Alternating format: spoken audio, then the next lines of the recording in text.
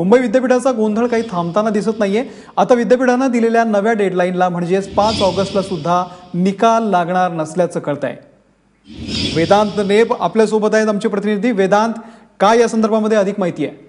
अमोल, आता शिवसेनेने जे आहे ते आंदोलन केलं विद्यापीठामध्ये, त्यामध्ये त्यांनी कुलगुरूंची भेट घेतली आणि काल जी कुलसचिवांनी जी डेडलाईन दिली होती 5 ऑगस्टची, त्याबाबत त्यांनी विचारणा केली। त्याबाबत कुलगुरू स्वतः म्हणालेत की 5 ऑगस्ट पर्यंत लॉ आणि कॉमर्सचे जे निकाल आहेत ते लागणार नाहीयेत। त्यामुळे पुढची जर डेडलाईन काय असेल हे जेव्हा युवासेनेच्या पदाधिकाऱ्यांनी विचारलं, त्याबाबत त्यांनी आतापर्यंत जी डेडलाईन आहे पुढची ती त्यांनी आतापर्यंत सांगितली नाहीये। उद्या ते कदाचित मीडियाशी बोलतील, माध्यमांशी बोलतील, त्यावेळी ते कदाचित पुढची डेडलाईन सांगतील। मात्र 5 ऑगस्ट जी डेडलाईन सांगितली होती कुलसचिवांनी, ती डेडलाईन पाळली जाणार नाहीये पुन्हा एकदा विद्यापीठाकडनं। अमोल, धन्यवाद वेदांत दिलेल्या या संपूर्ण माहितीबद्दल।